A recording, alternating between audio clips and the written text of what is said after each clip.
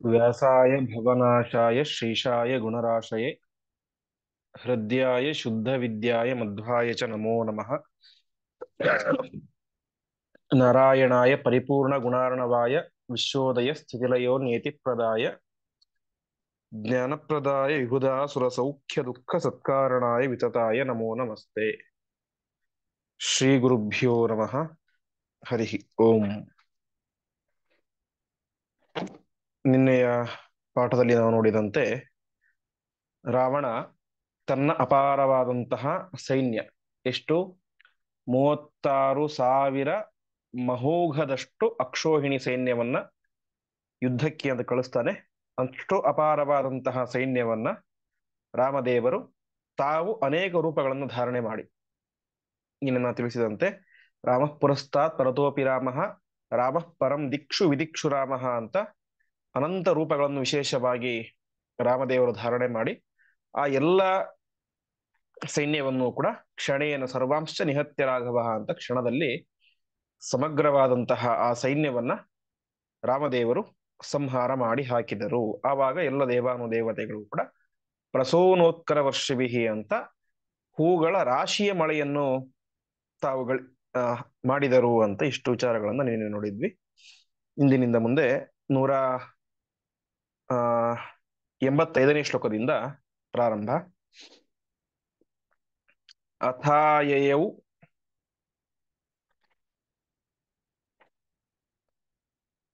ಸರ್ವ ನಿಶಾಚರೇಶ್ವರೋ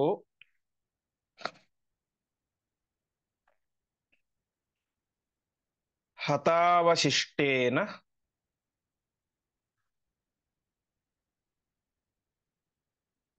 ಬಲೇನ ಸಂವೃತಃ.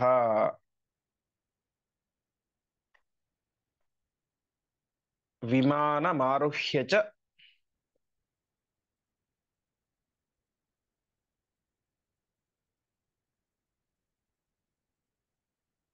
ಪುಷ್ಪಕಂ ತ್ವರನ್ ಶರೀರನಾಶಾಯ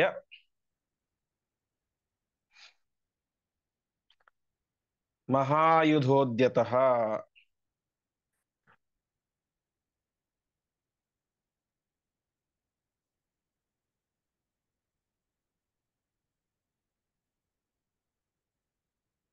ಪದಚ್ಛೇದ. ಅಥ ಆಯಯೌ ಸರ್ವನಿಶಾಚರೇಶ್ವರಃ ಹತಾವಶಿಷ್ಟೇನ ಬಲೇನ ಸಂವೃತಃ ವಿಮಾನಂ ಆರುಹ್ಯ ಚ ಪುಷ್ಪಕಂ ತ್ವರನ್ ಶರೀರನಾಶಾಯ ಮಹಾಯುಧೋದ್ಯತಃ. ರಾವಣನ ಬಹುತೇಕ ಸೈನ್ಯ ನಾಶವಾಗಿ ಹೋಗಿಬಿಟ್ಟಿದೆ. ಉಳಿದಿರೋದು ಸ್ವಲ್ಪವೇ ಸ್ವಲ್ಪ ಸೈನ್ಯ. ಹತಾವಶಿಷ್ಟೇನ ಬಲೇನ ಸಂವೃತಃ, ಅಳಿದುಳಿದಂತಹ ಸೈನ್ಯದೊಂದಿಗೆ ಸಂವೃತಃ ಸೇರಿಕೊಂಡು ಸರ್ವನಿಶಾಚರೇಶ್ವರ ಎಲ್ಲ ರಾಕ್ಷಸರಿಗೂ ಒಡೆಯನಾದಂತಹ ಆ ರಾವಣ ಯುದ್ಧಕ್ಕೆ ಅಂತ ಬಂದ. ಹೇಗ್ ಬಂದ?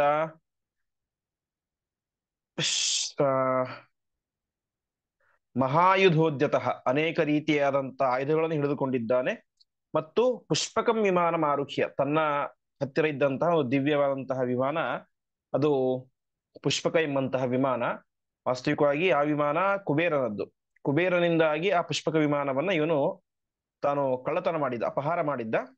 ಆ ಸಂದರ್ಭದಲ್ಲಿ ಅವನು ಶಾಪ ಕೊಟ್ಟಿರ್ತಾನೆ. ಯಾರು? ಕುಬೇರ ಇವನಿಗೆ. ಶಶಾಪ ತಂ ವೈಶ್ರವಣ ನತ್ವಾಮೇತದ್ ವಹಿಷ್ಯತಿ ಯಸ್ತು ತ್ವಾಂ ಸಮರೇಹಂತ ತಮೈವೇತದ್ ವಹಿಷ್ಯತಿ ಅವಮನ್ಯ ಗುರುಮಾಂಚ ಕ್ಷಿಪ್ರಂ ತ್ವಂ ನ ಭವಿಷ್ಯಸಿ ಅಂತ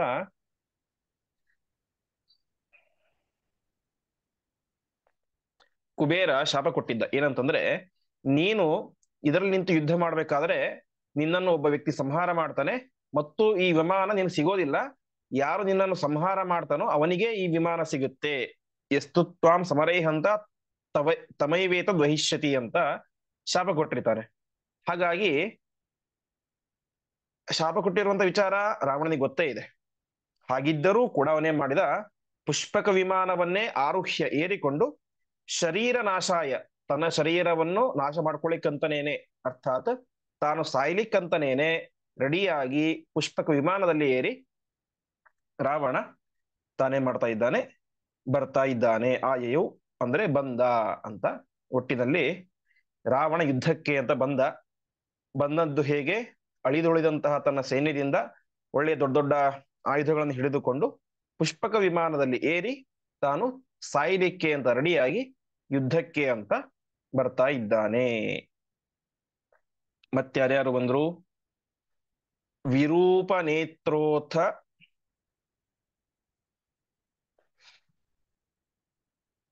ಚ ಯೂಪನೇತ್ರ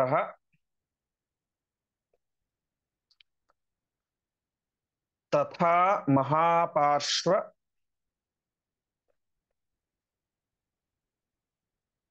ಮಹೋದರೌ ಚ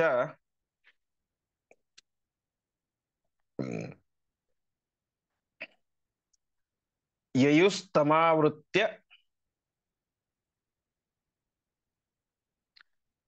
ಸಹೈವ ಮಂತ್ರಿಣೋ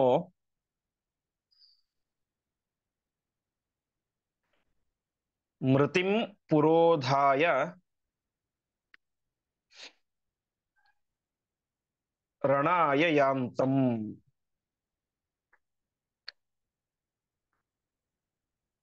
ಪದಚ್ಛೇದ. ವಿರೂಪನೇತ್ರ ಅಥ ಚ ಯೂಪನೇತ್ರ ತಥಾ ಮಹಾಪಾರ್ಶ್ವ ಮಹೋದರೌ ಚ ಯಯುಃ ತಂ ಆವೃತ್ಯ ಸಹ ಏವ ಮಂತ್ರಿಣಃ ಮೃತಿಂ ಪುರೋಧಾಯ ರಣಾಯ ಯಾಂತಂ. ರಾವಣ ಯುದ್ಧಕ್ಕೆ ಹೇಗೆ ಬರ್ತಾ ಇದ್ದ ಅಂತಂದ್ರೆ, ಮೃತಿಂ ಪುರೋಧಾಯ ರಣಾಯ ಯಾಂತಂ, ಮರಣವನ್ನು ಮುಂದೆ ಇಟ್ಟುಕೊಂಡೇ ಬರ್ತಾ ಇದ್ದಂತೆ. ಅಂದ್ರೆ ಅವನಿಗೂ ಒಂದು ರೀತಿ ನಿಶ್ಚಯ ಆಗ್ಬಿಟ್ಟಿತ್ತು ನಾನು ಸಾಯೋದು ಅಂತ. ಹಾಗಾಗಿ ಮರಣ ತನಗೆ ಗ್ಯಾರಂಟಿ ಅಂತ ತಿಳಿದುಕೊಂಡಂತಹ ಆ ಯಾವ ರಾವಣ ಯುದ್ಧಕ್ಕೆ ಅಂತ ಹೋಗ್ತಾ ಇದ್ದಾನೆ. ರಣಾಯ ಯಾಂತಂ, ಯುದ್ಧಕ್ಕೆ ಅಂತ ಹೋಗ್ತಾ ಇರಬೇಕಾದ್ರೆ ವಿಶೇಷವಾಗಿ ವಿರೂಪನೇತ್ರ ಮತ್ತು ಯೂಪನೇತ್ರ, ಮಹಾಪಾರ್ಶ್ವ ಮತ್ತು ಮಹೋದರ ಎನ್ನುವಂತಹ ರಾವಣನ 4 ಜನ ಮಂತ್ರಿಗಳು ಏನ್ ಮಾಡಿದ್ರು? ತಮ್ಮ ಆವೃತ್ಯ, ಅವನ ಸುತ್ತ ನಿಂತುಕೊಂಡ್ರಂತೆ ರಕ್ಷಣೆಗೆ ಅಂತ. ಅವನ ಸುತ್ತಲೂ ಕೂಡ ರಕ್ಷಣೆಗಾಗಿ ನಿಂತುಕೊಂಡು ತಾವೇ ಮಾಡಿದ್ರು, ಆ ಸಹೈವ ಯಯುಹು, ಅವನ ಜೊತೆಗೇನೆ, ಸಹೈವ ಅಂದ್ರೆ ಅವನ ಜೊತೆಗೇನೆ ಯುದ್ಧಕ್ಕೆ ಅಂತ ಯಯುಹು ಬಂದರು ಅಂತ ತಿಳಿಸ್ತಾ ಇದ್ದಾರೆ. ಒಟ್ಟಿನಲ್ಲಿ ರಾವಣ ಯುದ್ಧಕ್ಕೆ ಅಂತ ಹೊರಟು ನಿಂತಾಗ ಆ ಸಂದರ್ಭದಲ್ಲಿ ಆ ವಿರೂಪನೇತ್ರ, ಯೂಪನೇತ್ರ, ಮಹಾಪಾರ್ಶ್ವ ಮತ್ತು ಮಹೋದರ ಎನ್ನುವಂತ 4 ಜನ ಮಂತ್ರಿಗಳು ಕೂಡ ತಾವು ಕೂಡ ಸಾಯ್ಲಿಕ್ಕೆ ರೆಡಿಯಾಗಿ, ಯಾಕೆಂದ್ರೆ ರಾವಣನೇ ಸಾಯುವುದು ನಿಶ್ಚಿತ ಅಂತ ಆದ ಮೇಲೆ ಇವರೆಲ್ಲರೂ ಕೂಡ ಯಾವುದೋ ಸಣ್ಣ ವ್ಯಕ್ತಿಗಳಷ್ಟೇ. ಅವರು ಕೂಡ ಒಟ್ಟಿನಲ್ಲಿ ಯುದ್ಧಕ್ಕೆ ಅಂತ ರೆಡಿಯಾಗಿ ರಾವಣನನ್ನು ಸುತ್ತುವರೆದು ಹೋಗ್ತಾ ಇದ್ದಾರೆ. ಮುಂದೆ ಅಥಾಸ್ಯ ಸೈನ್ಯಾನಿ ನಿಜಘ್ನು ರೋಜಸ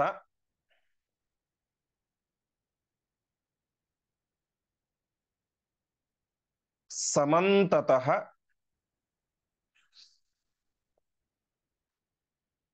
ಶೈಲಶಿಲಾಭಿವೃಷ್ಟಿಭಿಃ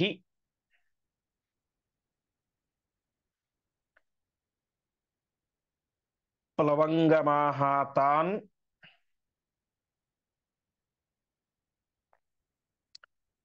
ಅಭಿವೀಕ್ಷ್ಯ ವೀರ್ಯವಾನ್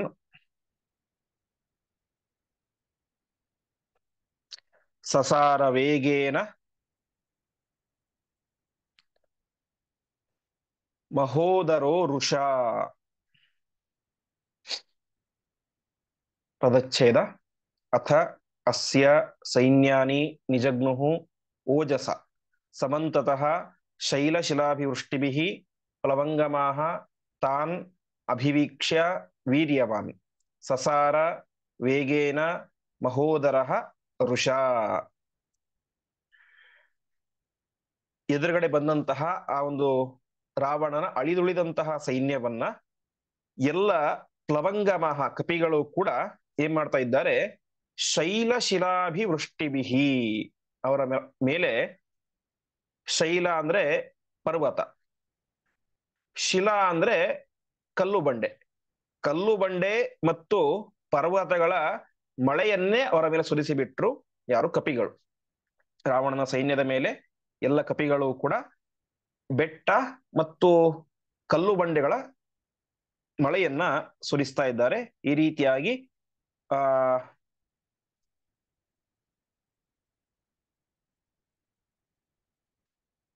ಓಜಸ ತಮ್ಮ ಅಪಾರವಾದಂತ ಪರಾಕ್ರಮದಿಂದ ಆ ಸೈನ್ಯದ ಮೇಲೆ ಏನ್ ಮಾಡ್ತಾ ಇದ್ದಾರೆ, ಆ ಒಂದು ಶೈಲಶಿಲಾವಿವೃಷ್ಟಿಭಿ ಆ ಸೈನ್ಯ ಆ, ಹ ಸೈನ್ಯಾನಿ ಸಮಂತತಃ ನಿಜಗ್ನುಹು. ಈ ಕಲ್ಲು ಮತ್ತು ಬಂಡೆಗಳ ಮಳೆಯಿಂದ ಆ ರಾವಣನ ಸೈನ್ಯವನ್ನ ಸಮಂತತಃ, ಸಮಂತತಃ ಅಂದ್ರೆ ಎಲ್ಲ ಕಡೆಯಿಂದ ನಿಜಗ್ನುಹು ಸಂಹಾರ ಮಾಡ್ತಾ ಬರ್ತಾ ಇದ್ದಾರೆ ಕಪಿಗಳು. ಆವಾಗ ತಾನ್ ಅಭಿವೀಕ್ಷ ಅದನ್ನು ನೋಡಿದಂತಹ ವೀರ್ಯವಾನ್ ಮಹಾಪರಾಕ್ರಮಶಾಲಿಯಾದಂತಹ ಮಹೋದರ ಋಷ ತುಂಬಾ ಸಿಟ್ಟಿನಿಂದಾಗಿ ವೇಗೇನ ಸಸಾರ ತುಂಬಾ ವೇಗದಿಂದ ಮತ್ತು ಋಷ ಸಿಟ್ಟಿನಿಂದ ಕಪಿಗಳ ಹತ್ರ ಬಂದ. ಊಟ ತಾತ್ಪರ್ಯ ಇಷ್ಟು. ಎಲ್ಲ ಕಪಿಗಳು ಸೇರಿಕೊಂಡು ಒಳ್ಳೆ ಪರಾಕ್ರಮದಿಂದ ರಾಕ್ಷಸರ ಸೈನ್ಯದ ಮೇಲೆ ಕಲ್ಲುಗಳ ಮತ್ತು ಪರ್ವತಗಳ ಮಳೆಯನ್ನು ಸುರಿಸಿ ಸಂಹಾರ ಮಾಡ್ತಾ ಇದ್ದಾರೆ. ಅದನ್ನು ನೋಡಿದಂತಹ ಮಹಾಪರಾಕ್ರಮಶಾಲಿಯಾದಂತಹ ಮಹೋದರನಿಗೆ ತುಂಬಾ ಸಿಟ್ಟು ಬಂತು. ವೃಷ ಅಂದ್ರೆ ಸಿಟ್ಟು ಬಂತು. ಸಿಟ್ಟಿನಿಂದ ಅವನೇ ಮಾಡಿದ, ವೇಗವಾಗಿ ಕಪಿಗಳ ಹತ್ರ ಹೋದ. ಇಷ್ಟು ತಾತ್ಪರ್ಯ. ಮುಂದಿನ ಶ್ಲೋಕ. ವೀಕ್ಷಾತಿ ಕಾಯಂ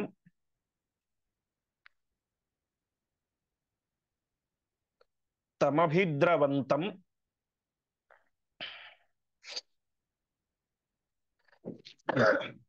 ಸ ಕುಂಭಕರ್ಣಃ ಅಯಮಿತಿ ಬ್ರುವಂತಃ.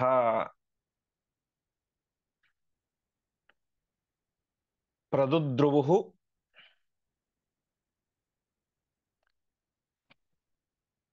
ವಾನರವೀರಸಂಘಾಃ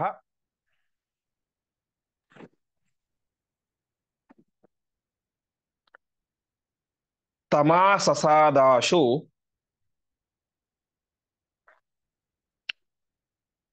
ಸುತೋಥ ವಾಲಿನಃ.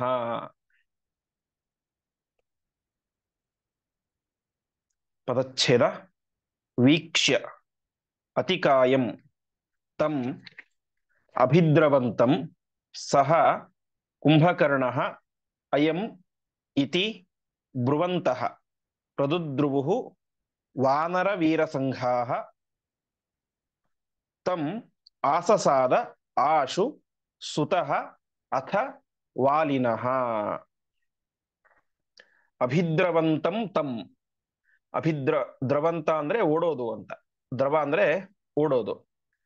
ಆ ಇವತ್ತು ನಾವೆಲ್ಲ ಏನ್ ಮಾಡ್ತೇವೆ, ಈ ರಸಗಳಿಗೆ ಅರ್ಥಾತ್ ನೀರು, ಹಾಲು ಮುಂತಾದಂತಹ ರಸ ಪದಾರ್ಥಗಳಿಗೆ ದ್ರವ ಅಂತ ಕರಿತೇವೆ.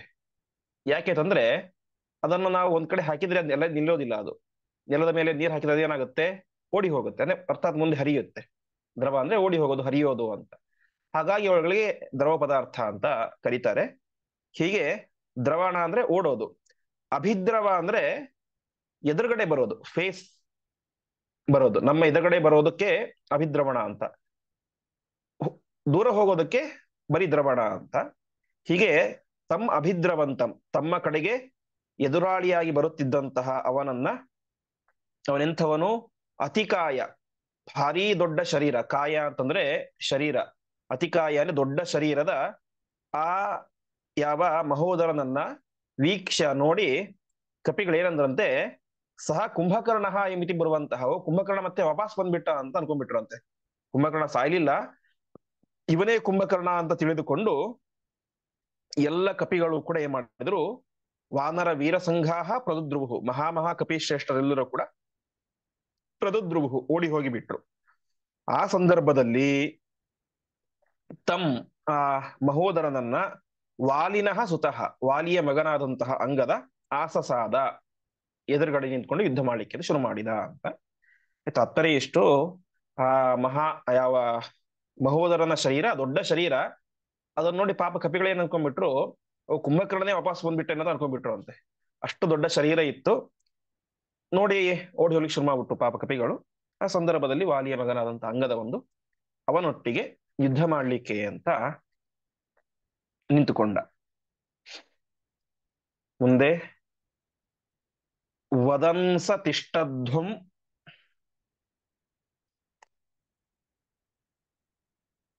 ಇತಿ ಸ್ಮ ವೀರೋ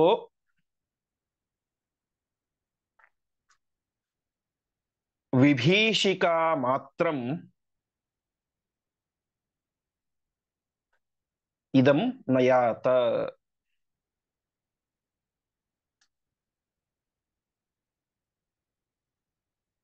ಇತೀರಯನ್ ಅಗ್ರತಃ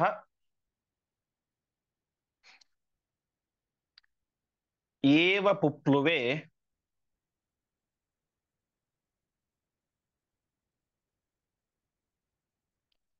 ಮಹೋದರಸ್ಯ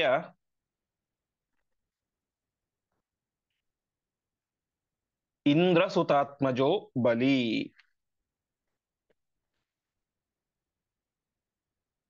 ಪದಚ್ಛೇದ. ವದನ್ ಸಹ ತಿಷ್ಠಧ್ವಂ ಇತಿ ಸ್ಮ ವೀರಃ ವಿಭೀಷಿಕಾಮಾತ್ರಂ ಇದಂ ನ ಯಾತ ಇತಿ ಈರಯನ್ ಅಗ್ರತಃ ಏವ ಪುಪ್ಲುವೆ ಮಹೋದರಸ್ಯ ಇಂದ್ರಸುತಾತ್ಮಜಃ ಬಲಿ. ಅವನು ಏನ್ ಹೇಳಿದ? ಅಂಗದ ಬಂದು ತಿಷ್ಠಧ್ವಂ ನಿಂತ್ಕೊಳ್ಳಿ ಅಲ್ಲೇ ಅಂತ ಹೇಳಿದ. ಯಾರಿಗೆ? ಕಪಿಗಳಿಗೆ. ಕಪಿಗಳು ಓಡಿ ಹೋಗ್ತಾ ಇದ್ರು ಕುಂಭಕರ್ಣ ಅಂತ ಭಾವಿಸಿ. ಅವರದೆಲ್ಲ ತಡೆದು ನಿಲ್ಲಿಸಿ ಅಂಗದ ಹೇಳ್ತಾ ಇದ್ದಾನೆ, ನಿಂತ್ಕೊಳ್ಳಿ ನೀವು ಅಂತ. ತಿಷ್ಠಧ್ವಂ ಅಂದ್ರೆ ನಿಂತ್ಕೊಳ್ಳಿ ಅಂತ. ಯಾಕೆ ಅಂತಂದ್ರೆ ವಿಭೀಷಿಕಾ ಮಾತ್ರ ಮಿದಂ, ಇದು ಏನು ಅಂದ್ರೆ ಈ ಹ್ಮ್ ಮಹೋದರ ಏನಿದ್ದಾನೆ ಅವನು ಕೇವಲ ವಿಭೀಷಿಕ, ಹೆದರಿಕೆ ಮಾತ್ರ ಅಂತ. ಅಂದ್ರೆ ಹೇಗೆ ಈ ಜಮೀನ್ಗಳಲ್ಲಿ ಹೊಲಗಳಲ್ಲಿ ಎಲ್ಲ ಇದು ಮಾಡಿರ್ತಾರೆ, ಒಂದು ಬಿದಿರುಗೊಂಬೆ ಅಂತ ಮಾಡಿ ಪ್ರಾಣಿಗಳು ಹೆದರಿ ಓಡಿ ಹೋಗ್ಬೇಕು ಹಾಗೆ ಹೇಗೆ ಅಂತ ಒಂದು ಕಾರಣಗಳಿಗೆ ಒಂದು ಗೊಂಬೆ ಮಾಡಿರ್ತಾರೆ. ಅದನ್ನ ನೋಡಿ ಹೆದರ್ಕೊಂಡೆ ಅರ್ಥ ಇಲ್ಲ. ಯಾಕೆಂದ್ರೆ ಅದು ಕೇವಲ ಹೆದರ್ಸಲಿಕ್ಕೆ ಅಂತ ಮಾತ್ರ ಇರುವಂತಹ ಒಂದು ವಸ್ತು, ಅದಕ್ಕೆ ಜೀವವೂ ಇಲ್ಲ. ಹಾಗೆ ಇಲ್ಲಿ ಅಂಗದ ಹೇಳ್ತಾ ಇದ್ದಾನೆ, ಈ ಮಹೋದರ ವಿಭೀಷಿಕಾ ಮಾತ್ರವಿದಂ, ಕೇವಲ ಹೆದರಿಕೆ ಮಾತ್ರ. ಇವನು ಕುಂಭಕರ್ಣ ಅಲ್ಲ, ಇವನೇ ಮಹಾಪರಾಕ್ರಮಶಾಲಿಯೂ ಅಲ್ಲ.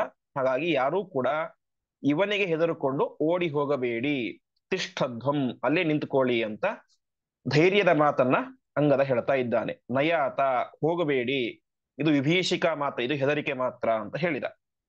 ಇತಿ ಈರಯನ್ ಹೀಗೆ ಹೇಳುತ್ತಾ ಆ ಹ್ಮ್ ಬಲಿ ಇಂದ್ರಸುತಾತ್ಮಜ, ಮಹಾಪರಾಕ್ರಮಶಾಲಿಯಾದಂತಹ ಇಂದ್ರಸುತಾತ್ಮಜ, ಇಂದ್ರನ ಸುತನಾದಂತಹ ವಾಲಿಯ ಆತ್ಮಜ, ಮಗನಾದಂತಹ, ಅರ್ಥಾತ್ ವಾಲಿಯ ಮಗನಾದಂತಹ ಯಾವ ಅಂಗದ, ಮಹೋದರಸ್ಯ ಅಗ್ರತಃ ಏವ ಪುಪ್ಲುವೆ, ಮಹೋದರನ ಅಗ್ರತಃ ಎದುರಿಗೆ ಪುಪ್ಲುವೆ ಹಾರಿ ನಿಂತುಕೊಂಡ.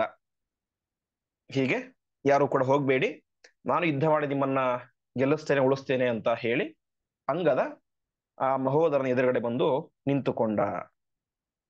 ಮುಂದೆ ಅಥೋ ಶರಾನಾಶು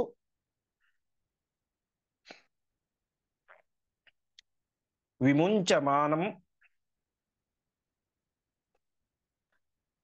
ಶಿರಃ ಪರಾಮೃಶ್ಯ ನಿಪಾತ್ಯ ಭೂತಲೆ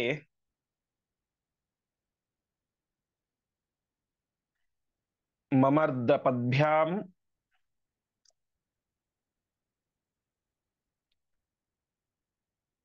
ಅಭವದ್ಗತಾಸುಃ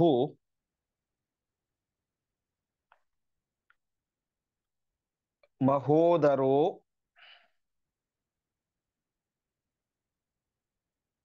ವಾಲಿಸುತೇನ ಚೂರ್ಣಿತಃ.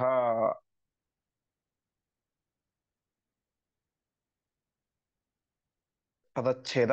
ಅಥ ಶರಾನ್ ಆಶು ವಿಮುಂಚಮಾನಂ ಶಿರಃ ಪರಾಮೃಶ್ಯ ನಿಪಾತ್ಯ ಭೂತಲೆ ಮಮರ್ದ ಪದ್ಭ್ಯಾಂ ಅಭವತ್ ಗತಾಸುಃ ಮಹೋದರಃ ವಾಲಿಸುತೇನ ಚೂರ್ಣಿತಃ. ಆ ಸಂದರ್ಭದಲ್ಲಿ ಮಹೋದರ ಏನ್ ಮಾಡಿದ? ಶರಾನಾಚು ಶರಾನ್ ಆಶು ವಿಮುಂಚಮಾನಂ, ಮಹೋದರ ತಕ್ಷಣದಲ್ಲಿ ಆ ಅಂಗದನ ಮೇಲೆ ಶರಾನ್ ವಿಮುಂಚಮಾನಂ ಬಾಣಗಳನ್ನು ಪ್ರಯೋಗ ಮಾಡ್ಲಿಕ್ಕೆ ಶುರು ಮಾಡಿದ. ಆ ಸಂದರ್ಭದಲ್ಲಿ ಅಂಗದ ಏನ್ ಮಾಡಿದ?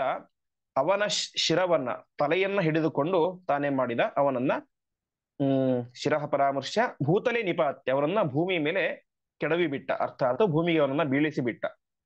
ಬೀಳಿಸಿ ಏನ್ ಮಾಡಿದ? ಮಮರ್ದ ಪದ್ಭ್ಯಾಂ, ಅವನ ತಲೆಯ ಮೇಲೆ ತನ್ನ ಪದ್ಭ್ಯಾಂ ಎರಡೂ ಕಾಲುಗಳಿಂದ ಅದನ್ನು ತುಳಿದು ಹಾಕಿಬಿಟ್ಟ. ಅರ್ಥಾತ್ ಅವನ ತಲೆಯನ್ನ ತನ್ನ ಕಾಲುಗಳಿಂದಾಗಿ ಪುಡಿ ಪುಡಿ ಮಾಡಿ ಹಾಕಿದ.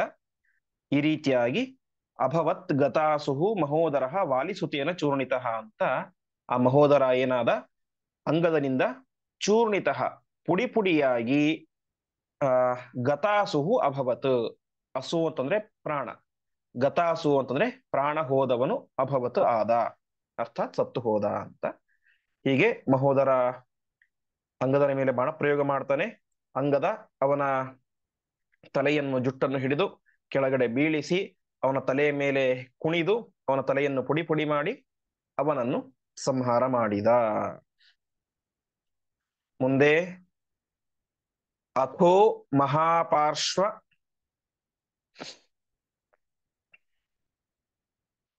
ಉಪಾಜಗಾಮ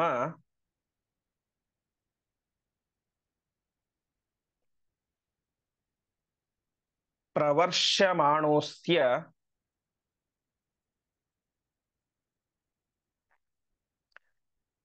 ಶರಾಂಬುಧಾರಾಹ.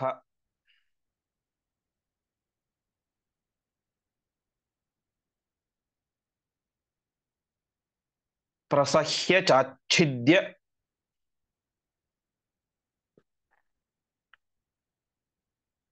ಧನುಃಕರಸ್ಥಂ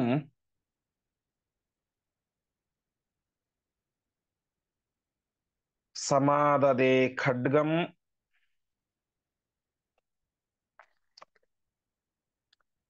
ಅಮುಷ್ಯ ಸೋಂಗದಃ.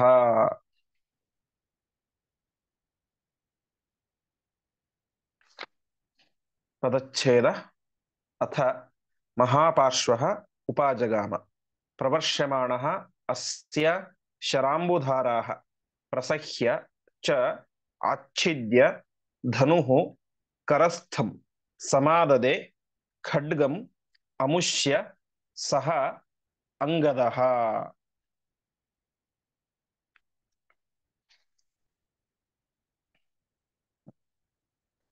ಅನಂತರ ಬಂದದ್ಯಾರು? ಮಹಾಪಾರ್ಶ್ವ. ಮಹಾಪಾರ್ಶ್ವ ಉಪಾಜಗಾಮ, ಮಹಾಪಾರ್ಶ್ವ ಬರ್ತಾ ಇದ್ದಾನೆ ಯುದ್ಧ ಮಾಡ್ಲಿಕ್ಕೆ ಅಂತ. ಹೇಗೆ ಬಂದ? ಶರಾಂಬುಧಾರಾಹ ಪ್ರವರ್ಷ್ಯಮಾಣ, ಮಳೆಯನ್ನು ಸುರಿಸ್ತಾ ಬಂದ ಅಂತೆ. ಅಂಬು ಅಂದ್ರೆ ನೀರು. ಯಾವ ನೀರು?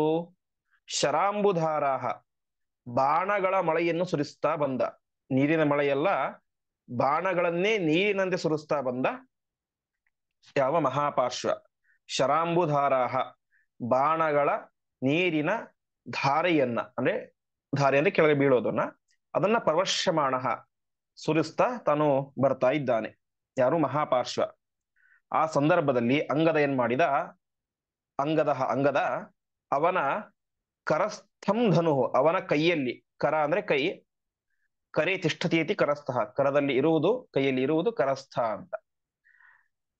ಅವನ ಕೈಯಲ್ಲಿದ್ದಂತಹ ಧನುಸ್ಸನ್ನ ತಾನೇನ್ ಮಾಡಿದ? ಪ್ರಸಹ್ಯ.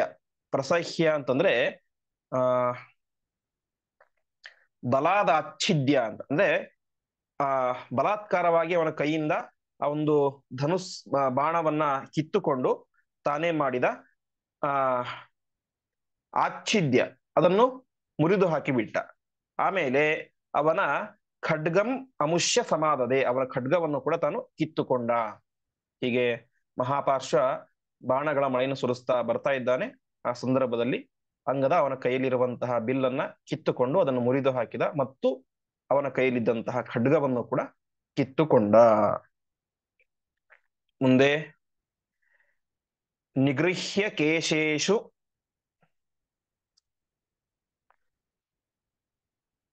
ನಿಪಾತ್ಯ ಭೂತಲೆ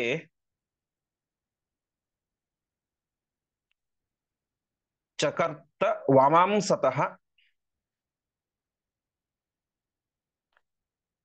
ಔದರಂ ಪರಂ.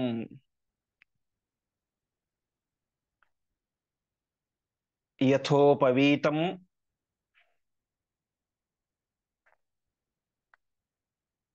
ಸತತ ದ್ವಿಧಾಕೃತಃ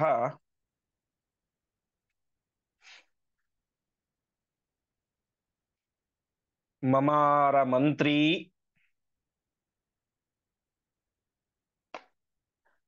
ರಜನೀಚರೇಷಿತು.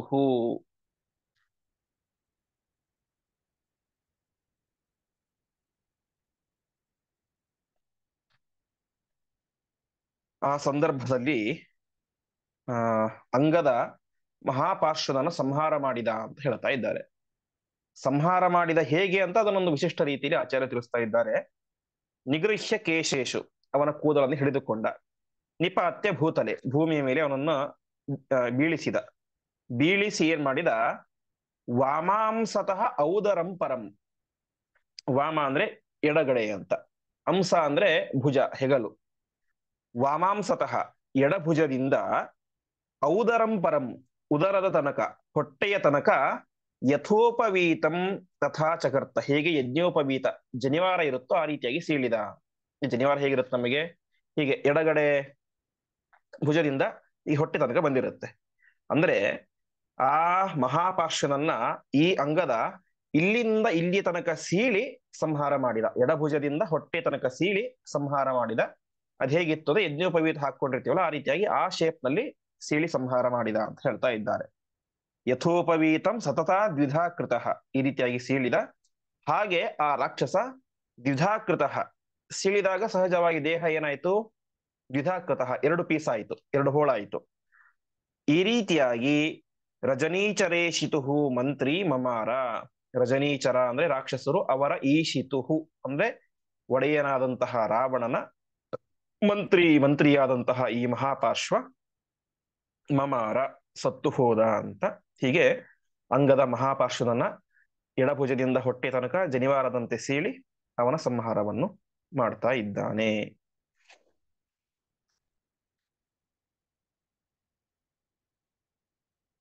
ಮುಂದಿನ ಶ್ಲೋಕ. ಅಥೈನ ಮಾಜಗ್ಮತು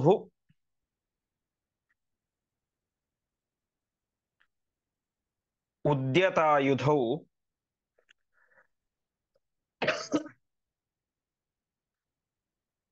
ವಿರೂಪನೇತ್ರೋಪ್ಯಥ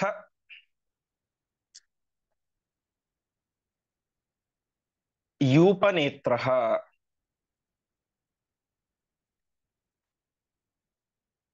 ಯಥೈವ ಮೇಘೌ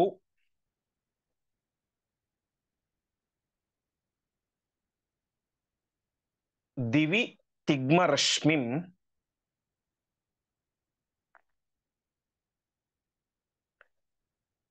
ತಥಾ ಸಮಾಚ್ಛಾದಯತಾಂ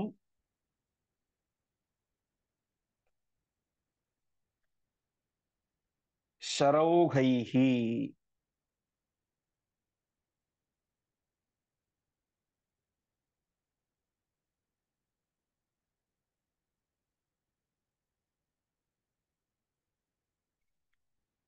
ಪದಚ್ಛೇದ. ಅಥ ಏನಂ ಆಜಗ್ಮತುಃ ಉದ್ಯತಾಯುಧೌ ವಿರೂಪನೇತ್ರಃ ಅಪಿ ಅಥ ಯೂಪನೇತ್ರಃ ಯಥಾ ಏವ ಮೇಘೌ ದಿವಿ ತಿಗ್ಮರಶ್ಮಿಂ ತಥಾ ಸಮಾಚ್ಛಾದಯತಾಂ ಶರೌಘೈಃ. ಹೀಗೆ ಇಬ್ಬರ ಸಂಹಾರ ಆಯಿತು. ಮಹಾಪಾರ್ಶ್ವನನ್ನು ಸಂಹಾರ ಮಾಡಿದ ಅಂಗದ, ಮತ್ತು ಮಹೋದರನನ್ನು ಸಂಹಾರ ಮಾಡಿದ ಉಳಿದವರಿಬ್ಬರು, ಯೂಪನೇತ್ರ ಮತ್ತು ವಿರೂಪನೇತ್ರ ಅಂತ. ಅವರಿಬ್ಬರೂ ಕೂಡ ಉದ್ಯತಾಯುಧ, ದೊಡ್ಡ ದೊಡ್ಡ ಆಯುಧಗಳನ್ನು ಹಿಡಿದುಕೊಂಡು, ವಿರೂಪನೇತ್ರ ಮತ್ತು ಯೂಪನೇತ್ರ ಇಬ್ಬರೂ ಕೂಡ ಏನಂ ಅಂಗದನ ಹತ್ತಿರ ಬರ್ತಾ ಇದ್ದಾರೆ. ಬಂದವರೇನೆ ತಾವು ಅವನ ಮೇಲೆ ಶರೌಘೈಹಿ, ಬಾಣಗಳ ಸಮೂಹಗಳನ್ನ ಪ್ರಯೋಗ ಮಾಡಿದರು ಅಂತ. ಬಾಣಗಳಲ್ಲ, ಬಾಣಗಳ ಸಮೂಹಗಳು ಅಂದ್ರೆ ಅನೇಕ ಬಾಣಗಳು ಅಂತ. ಅಸಂಖ್ಯಾತ ಬಾಣಗಳನ್ನ ಪ್ರಯೋಗ ಮಾಡಿದ್ರು.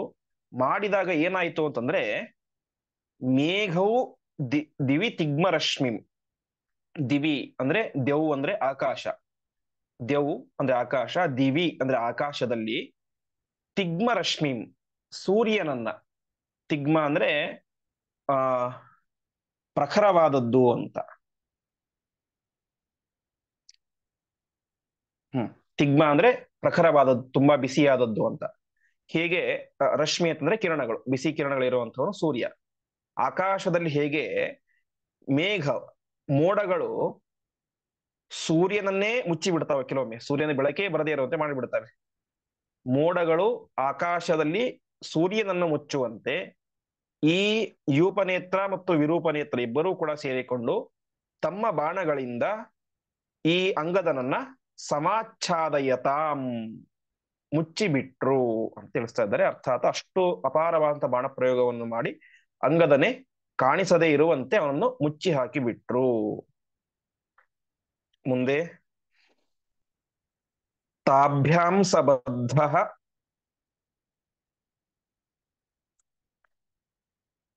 ಶರಪಂಜರೇಣ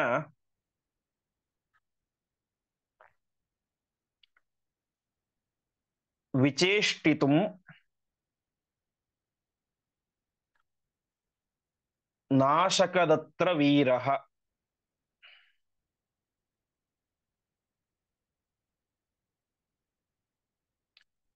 ಹರೀಶ್ವರಃ ಶೈಲಂ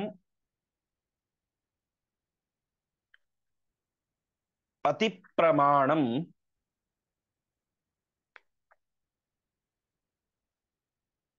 ಉತ್ಪಾಟ್ಯ ಚಿಕ್ಷೇಪ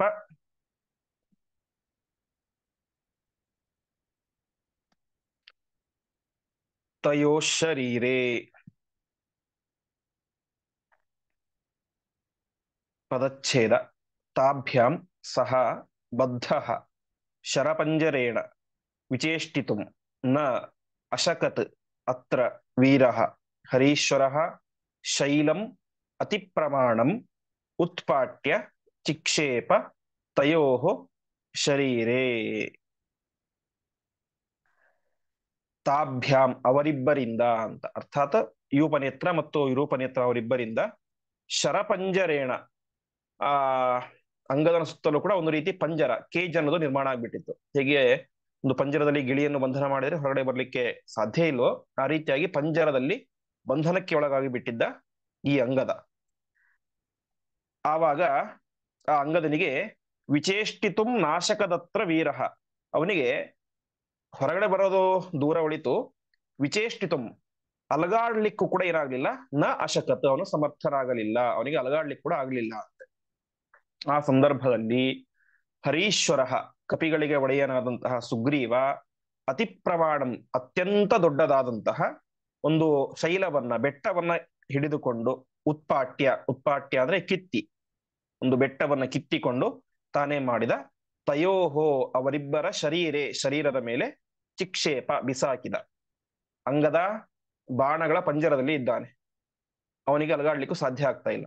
ಆವಾಗ ಅವನ ಚಿಕ್ಕಪ್ಪನಾದಂತಹ ಯಾವ ಸುಗ್ರೀವ ದೊಡ್ಡ ಬೆಟ್ಟವನ್ನು ಕಿತ್ತಿ ಆ ವಿರೂಪನೇತ್ರ ಮತ್ತು ಯೂಪನೇತ್ರ, ಅವರಿಗೆ ಇನ್ನೊಂದು ಹೆಸರು ಕೂಡ ಇದೆ, ವಿರೂಪಾಕ್ಷ ಯೂಪಾಕ್ಷ ಅಂತ ಎರಡು ಒಂದೇ ಅರ್ಥ, ನೇತ್ರ ಮತ್ತೆ ಅಕ್ಷ ಅಂದ್ರೆ ಅವರಿಬ್ಬರ ಮೇಲೆ ದೊಡ್ಡ ಒಂದು ಗುಡ್ಡವನ್ನ ಬಿಸಾಕ್ತಾ ಇದ್ದಾನೆ. ಅದರಿಂದ ಅವರಿಗೇನಾಯಿತು, ಅದಾದ ಮೇಲೆ ಸುಗ್ರೀವ ಬಂದು ಮತ್ತೆ ಸುಗ್ರೀವನಿಗೆ ರಾವಣ ಹೊಡಿತಾನೆ. ಅದರಿಂದ ಮತ್ತೆ ಮುಂದೆ ಇನ್ನೊಂದು ಸಲ ಸಂಜೀವನ ಪರ್ವತವನ್ನ, ಒಂದು ಸಲ ಈಗಾಗಲೇ ಹನುಮಂತ ತಂದು ಆಗಿದೆ, ಮತ್ತೆ ಇನ್ನೊಂದು ಸಲ ಸಂಜೀವನ ಪರ್ವತ ಎಂಬುದು ಲಂಕೆಗೆ ಬರುತ್ತೆ. ಆ ಎಲ್ಲ ವಿಚಾರಗಳನ್ನು ಕೂಡ ಮುಂದಿನ ಪಾಠದಲ್ಲಿ ನೋಡೋಣ ಎಂಬುದಾಗಿ ಹೇಳ್ತಾ ಇಂದಿನ ಪಾಠವನ್ನು ಶ್ರೀಕೃಷ್ಣಾರ್ಪಣಮಸ್ತು. ನಾಳೆ